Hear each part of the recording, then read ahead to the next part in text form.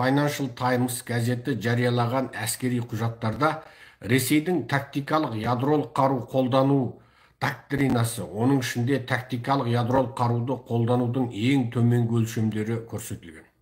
Ресейдің тактикалық ядролық қаруы Еуропа мен Азиядағы ұрыс алаңдарында қолдануға арналған және ақш-қа жетуі мүмкін стратегиялық ядролық қарумен салыстырғанда бұлардың шектеулері әлдеқайда ауқымды. 2008 жылды мен және 2014 жылдар аралығында 29 ресейлік әскери құжаттарды қарап шыққан және тексерген сарапшылардың пікірінше, Ресей бұрын-соңды жария түрде мойындаған шектерді көрсетеді. Яғни, қандай жағдайда Ресей ядролық тактикалық қарулар қолданады. Критерийлер Ресей аумағында жаудың басып кіруінен бастап, Ресейдің стратегиялық, баллистикалық зымыран, сүңгуір қайықтарының 20%-ын жою сияқты нақтылы триггерлерге дейін деп жазады. Яғни, Ресей жеріне жау басып кірсе, Ресейдің баллистикалық зымырандарының 20%-дайын жойып жіберген жағдайда, 3 немесе одан да көп ірі жер үсті әскери кемелерін жойған жағдайда, 3 аэродромды басып алған жағдайда, оның ядролық қуаты бар шабуылдаушы сүңгуір қайықтарының 30%-ын жою немесе негізгі және резервтік жағалаудағы басқару орталықтарының бір уақытта соққы беру сияқты жағдайларда ядролық соққының ықтимал шарттары ретінде бұл ақпараттар қарастырылады. Құжаттар сонымен қатар Қытайға деген сенімсіздікті көрсетеді.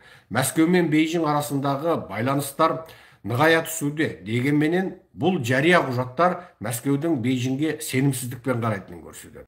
Оқу-жаттығу материалдары Ресейдің шығыс әскери округінің Қытайдың болжамды шабуылын болжайтын жаттығулар өткізгенін көрсетеді. Мәскеу, Бейжің батысқа бағытталған әскери күштерін пайдаланып, Ресейдің қиыр шығысында өздерінің кезінде орыс жаулап алған территорияларын алу үшін шекара арқылы шабуыл жасай алады деп қорқуы мүмкін деп хабарлады Financial Times. Financial Times Ресейдің Қытай маңында әскери жаттығуларын жалғастырып, 2023 жылдың маусым және қараша айларында Қытаймен шекаралас аймақтарда ядролық қаруды қолдана алатын зымырандармен жаттығулар өткізгенін атап көрсетті. Халықаралық стратегиялық зерттеулер институтының стратегия, технология және қару-жарақты бақылау жөніндегі директоры Уильям Алберке Financial Times'ке Ресейдің Украинаға қарсы тактикалық ядролық қаруды қолдануының шегі жоғары болуы мүмкін екенін айтты. Себебі бұл жанжалды ушықтырып жібереді және орысқа қарсы қарсылықты күшейтеді деп қорқады. ақш немесе Ұлыбританияның тікелей араласуда мүмкін дейді. Енді бұл жерде тактикалық ядролық қару деген не зат?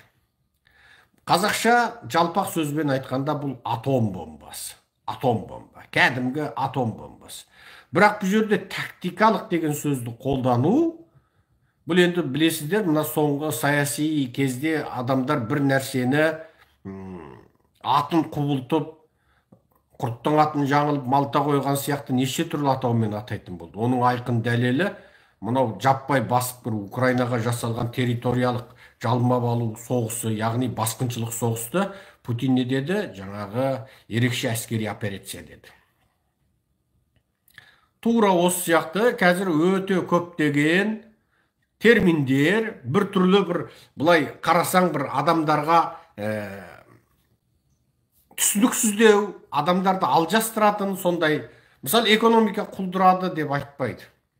Экономика майнус өсім көрсетіп отыр дейді. Минус өсім көрсетіп отыр дейді. Міне осындай.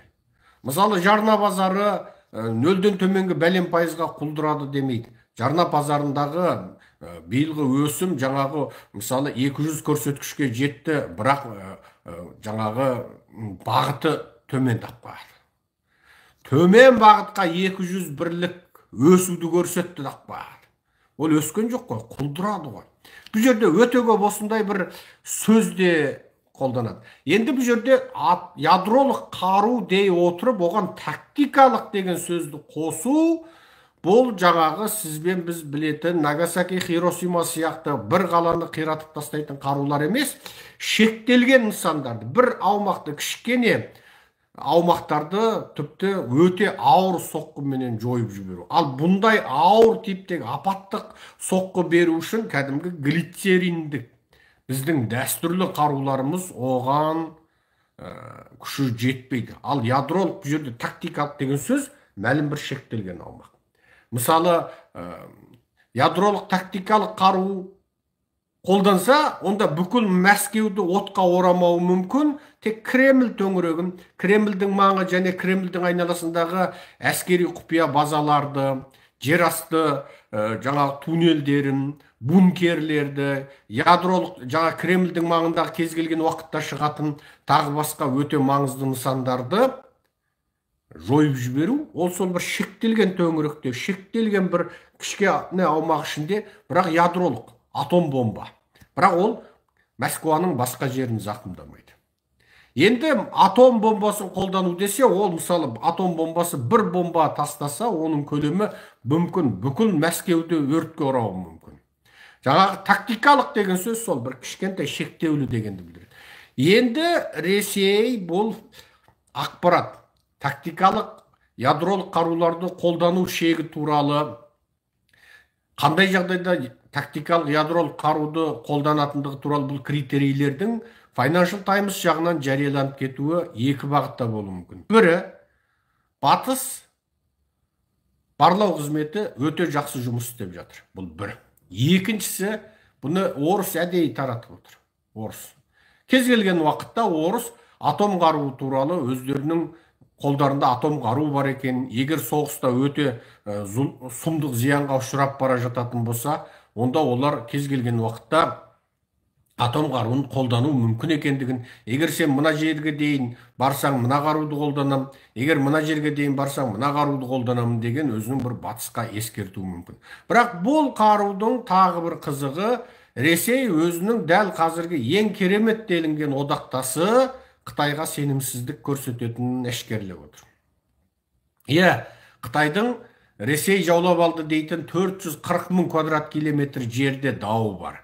Бірақ бұғанға дейінгі Жаң Цземин, тағы мына қазіргі Ши Цзиньпин бұл территорияларды Ресей территориясы деп мойындап қойды. Әлдеқашан мойындап қойды. Енді осы территорияларды Қытай қайтарып алуы мүмкін ба? Ресейдің әлсіреп тұрған сәтінде Қытайлар Ресейге тарпа бас салып бұл жерлерді алуы мүмкін ба? Екінші дүниежүзілік соғыста Сталин басып алған төрт аралын жапондар алуы мүмкін ба? Ал Ресейдің 2023 жылы Қытаймен шектесетін аймақта тактикалық ядролық қаруларды қолдана отырып, яғни осындай қаруы бар кешендерді пайдалана отырып, әскери жаттығу өткізуі, яғни олар кез келген уақытта Қытай тараптан болатын шабуылға дайын.